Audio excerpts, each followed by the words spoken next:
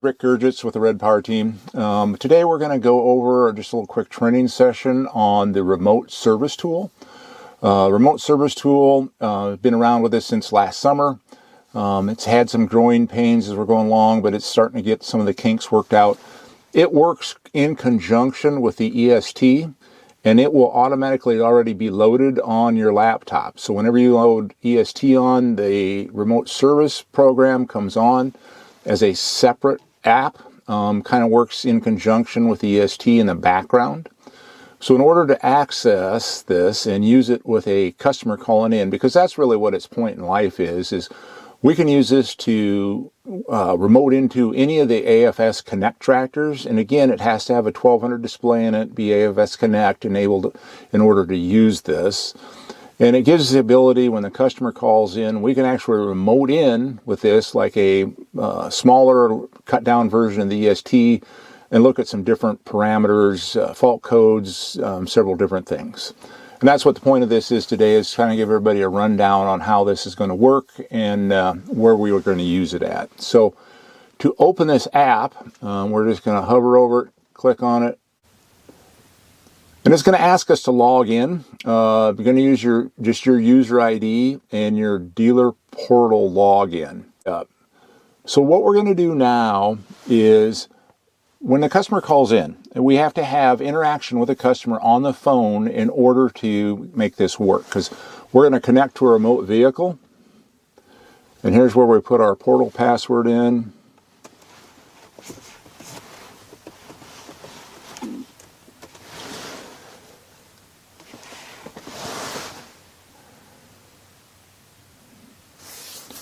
We got to give it some time. Like many of our apps, they work a little slow.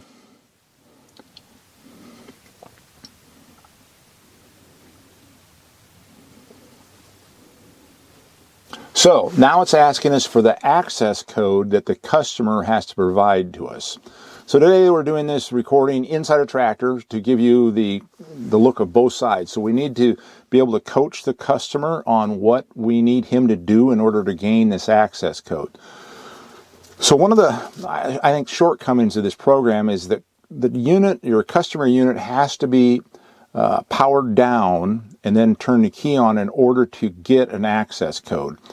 And again, I've been working with our service rep to see if we can get this changed. I would much rather see it where we were in park and idling, and it would speed up the process. So you're going to kind of see what I mean here as we go through this. So Mr. Customer calls up and says, hey, I've got the problem with my tractor, recurring fault code, whatever the situation may be. The first thing I say is, all right, get yourself parked somewhere and then just go ahead and shut the unit down. Let the 1200 get totally powered down. And I know that's a painful process. It takes quite a while with that display, but that's what we have to do in order to use this. So once the customer has this powered down, we're going to tell him to just key on the unit. And then we're going to wait for the 1200 to power up, which again I know is slow. Kind of one of the downfalls of this system, but that's the way it works. Now, once we get locked into the unit, then the customer can start it up again and take off and then operate as normal. But in order to gain the initial access, he has to be powered down, key on. So we're sitting here waiting for our lightning speed 1200 to come to life. There's a couple other things I want to point out as we're going that you may need to coach your customer on.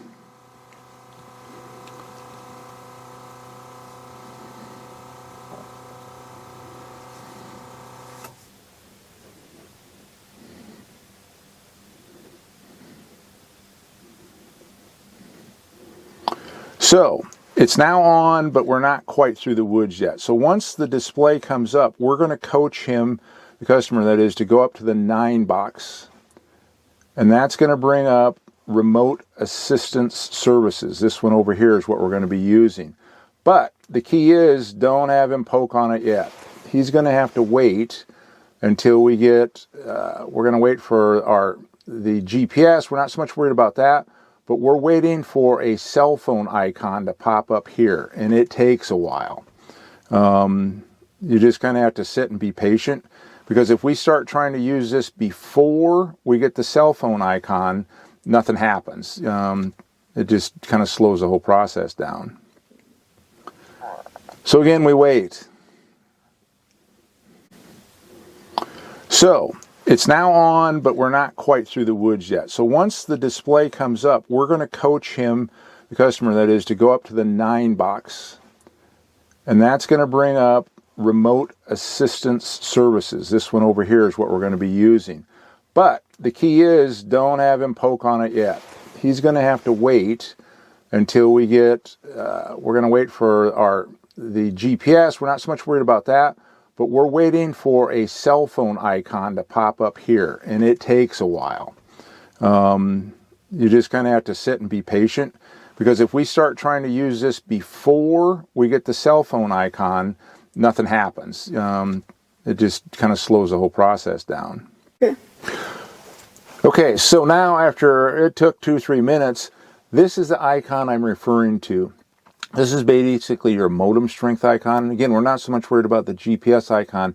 This is the one you have to coach the customer. He has to wait until we see this before we can get anything to happen, because then we're going to go to this remote assistance services button, and that's where we can get our access code. So, okay, now Mr. Customer, again, after you've had several minutes to rest, we have our icon. We're going to push the wrench icon here, and we're going to request assistance. This is what's going to generate the passcode that you need to input back on your laptop sitting back in your office. So here we're going to do request assistance. Gives us some different warning thing here. We're just telling him go ahead and hit yes to that. Pretty soon it's going to give us a 4-digit passcode, hopefully.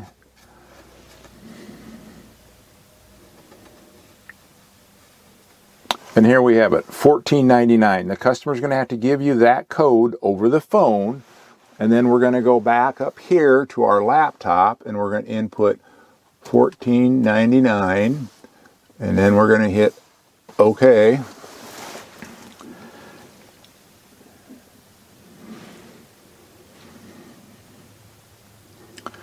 And we'll give it a sec here to get linked up. It's going to ask the customer another question we have to coach him through. So again, just setting it with the tractor, key on only yet.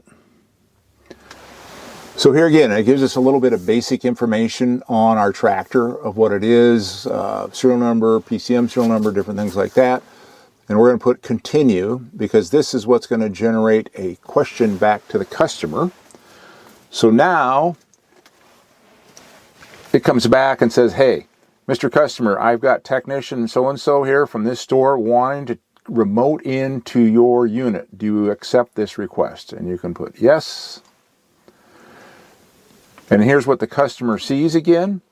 And at that point, really, your customer is going to be free to start up and take off, continue working if it's able, unless it's dead in the water. So back over here, it's going to tell us, hey, you're connected to a remote tractor. We're going to click OK. And then our screen up here is going to give us a lot more choices now.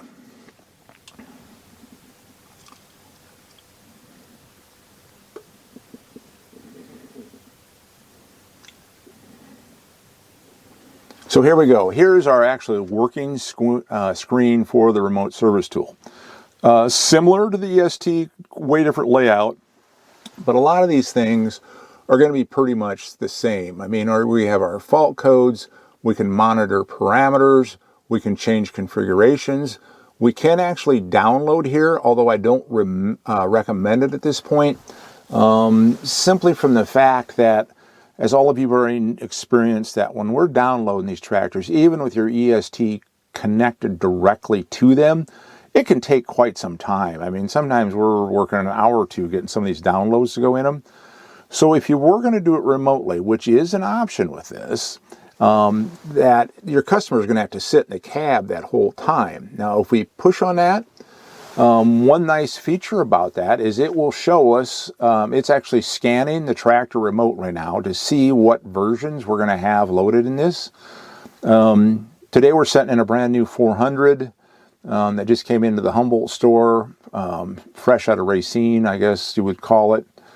So here's a kind of a snapshot of our all the different controllers on there, software versions, whether they're online or not, different information of that. So kind of gives you a quick overview. If you want to know what software versions, we can see it here also.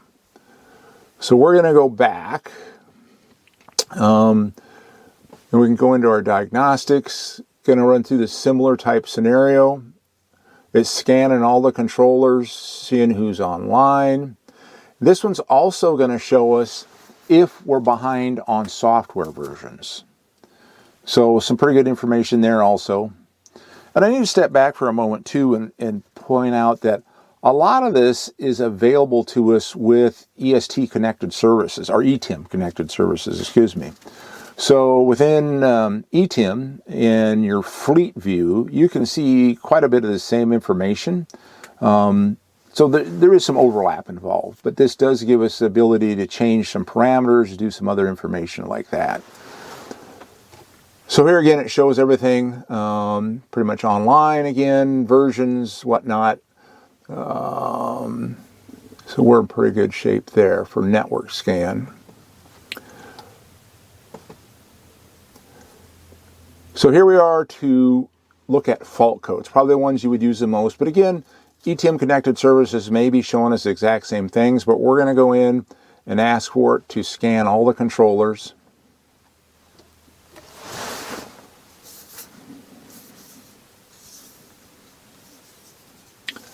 And I have no idea what we got going. Again, this is fresh out of Racine.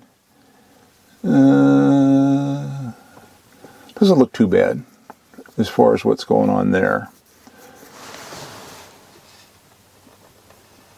So again, then you can save these to a file if you want to. You can delete them.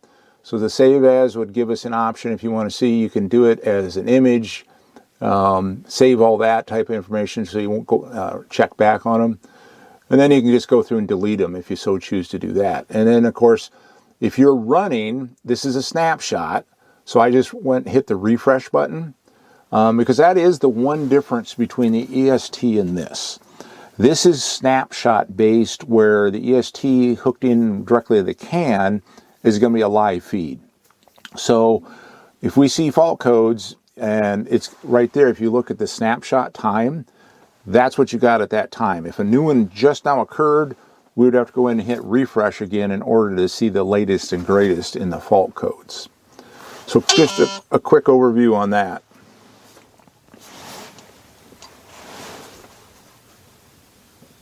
As we go back, so that's fault codes. Here's where we get into monitoring. Again, similar to the EST, but remember, it is snapshot based. We can go through here and select whichever ones we want, and you can scroll down, get whatever you want, transmission, engine, whatever the case may be, and you can watch parameters also with this. So kind of gives you just a quick shot, but again, snapshot based. We'll do a quick example of this here in a little bit. So it's going to show you what your speed is, whatever you select for that moment in time. So if you're looking at, let's say we're chasing on an overheat situation perhaps, we may go through and pick out half dozen parameters related to that, and it's going to pop them up there. And then we're going to have to hit the refresh button periodically to see how they change. And we'll do a demo of that here in just a little bit.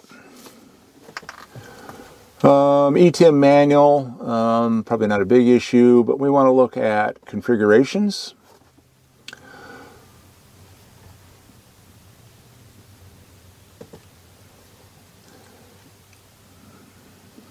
So here are the way the machine is configured, and we can actually change these remotely. So for whatever reason, we'll just take, say, front PTO switch. It forgot to, or someone forgot to install it. The unit has it.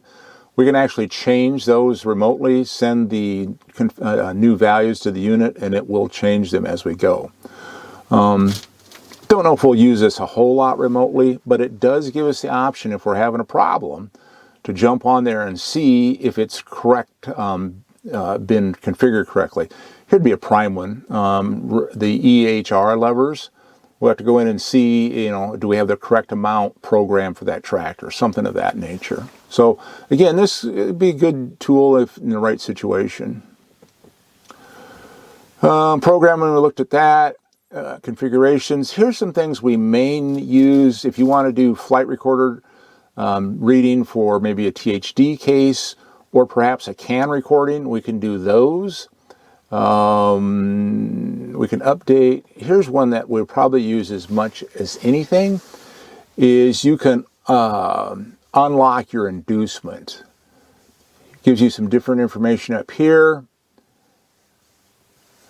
Right here, the second one from the bottom, the engine restart counter, unlock inducement. We can unlock that remotely. And this may be one of the greatest uses of this tool. The customer calls in, you know, he's got some sort of an SCR issue, been reoccurring, he's got himself locked out, and it's, you know, basically just limping along.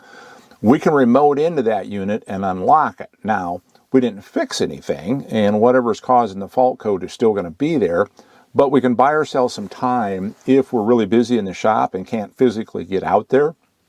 We can unlock him. You know, and depending on how often they're coming back, we can buy them some more time until we do get a chance to get somebody out there to look at it. So it's pretty easy to... So we're going to hit the engine restart counter, unlock inducement. We're going to hit execute. And we can see that we successfully now have him unlocked. So we can OK out of here. And then we can, again, this arrow back up here. You don't want to go up and hit this. Remember, don't hit the X in the corner, because then you're going to have to start all over again. So now we're back to the custom functions. Some of these other we probably won't use a lot, but that's an important one to remember. We've kind of went through some of the basics, but what I want to do is coach you on how to coach the customer on how to start this thing up. You know, a lot of this we just went over, you know, just kind of overview of what we have available to us. But the key point is, when the customer's sitting here without the unit running, what we have to coach him to do with the key switch is do not turn it back to off. Otherwise, you have to restart this whole painful process. You want to tell the customer is, go ahead and we'll push the clutch in, and we want to just continue turning the key forward from where it currently is and let the unit start. And then we maintain our connection. Otherwise, if he happens to turn it rearward, it'll start shutting the 1200 down, and you have to start all over. So again, we've got up and running, and the customer can then go back. He's going to have this up here yet, displayed, and that's the disconnect up there. He doesn't have to do that, but he can go back to any of his run windows now and go back to working in the field, doing whatever he wants to do. He doesn't have to... As far as this is concerned, he doesn't have to worry about doing anything else right now. So now that the unit's running again, we can go back and we can again look at new fault codes if anything popped up. But let's go to our monitoring section, and let's pick a few here, and I'll give you a few things and give you an idea what this snap is. Okay, so I've selected several different parameters. We're going to go over here and click the continue button now. And I just picked a few engine related ones. Again, you can go through and pick whatever you want.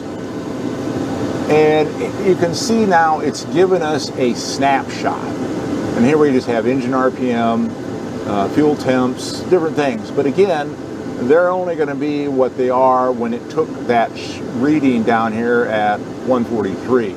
So as we're looking at engine RPM now, if we're running at 900 when I did that snapshot, so we go up to whatever the speed may be. If we go back here and look, and we can see nothing happened up there because we have to go down here and hit refresh. And now we have the 1200, roughly whatever we're displaying up here.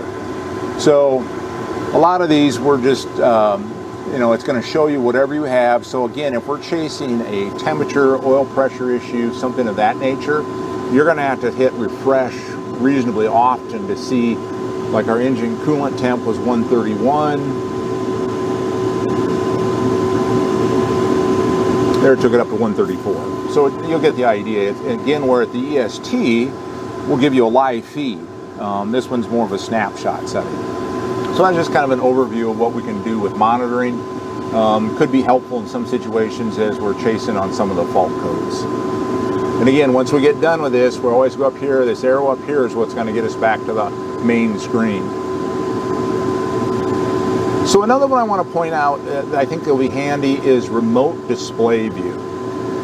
We've actually got a couple ways to do this. There was a way through AFS Connect to do it, but I think this is going to be the preferred method for us is in the service field. If we need to see, maybe the customer's trying to explain something to us, or we need to guide him what screen to go to, this is going to be the best way to do it. So again, we're already keyed in or connected. We're just going to select the remote display view, and it's going to send a notice to the customer. Again, this is secondary to the initial login, but the customer's going to get another, and again, it's for data privacy. But basically, they're going to send the customer a message on the display asking him if it's okay if so-and-so looks at his screen while he's operating. So this is what's going to pop up on the customer's screen, is they're going to ask, hey, you have this person that's wanting to look at your display while you're going. Would you grant access? Customer, you're going to have to coach him to say yes. And then what we're going to notice is eventually it'll lock on. Again, nothing super speedy, because you got to remember we're going up to the cloud and back down and around, so it takes it a sec. So this is where you will need that team viewer, and it should already be loaded on your along with the. So now that we have this open, and again, it goes through a secondary app, this team viewer, that you may have to load the first time, but most of the time it's already going to be on there, and it's kind of a background effect. But what we're trying to get to is this, where we actually now can see the customer's display. You'll notice the orange box around the outside. The customer sees the same thing over here. We have this orange box going around the outside. That way you both know that you're sharing the display. So if we want to point something out to the customer, once we're linked together, if we hover our icon, let's just say over the first remote, and click on it, we can't actually touch it and change it for the customer, but when we do it, the finger comes up over here, the indicator showing the customer, hey, we want you to hit that icon. And they're not maybe 100% lined up, but it's pretty close. That'll get us there. Or maybe you want him to go to a specific run screen.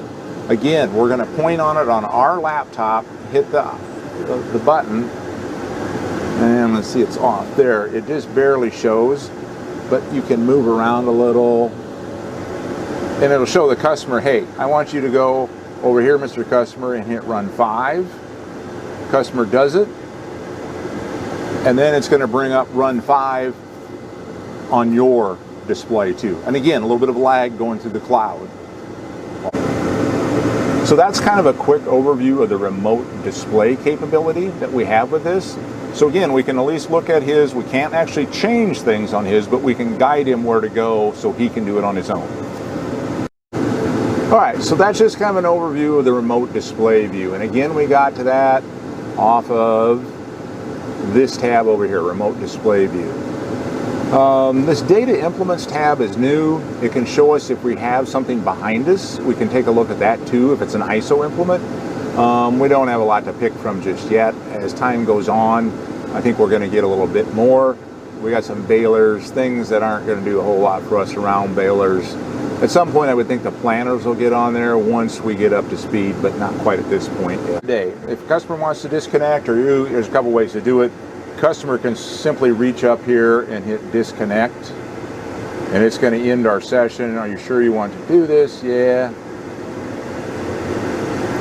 Pops up here that our session has been ended by the remote user. We can also do the same thing off our side if we just close out of this program. What I would highly recommend for all of you as technicians is do just what I've done here today. Get in one of your AFS Connects, get your laptop right up in here, get on this, turn the key on, walk through all this, and get acclimated with what you're going to need to coach the customer on. Also gives you an excellent opportunity to understand and dive into those icons a little deeper. So again, if you got any questions, be sure to get a hold of either your service manager or me, and I can help you with any of the little odds and ends with this. Thanks.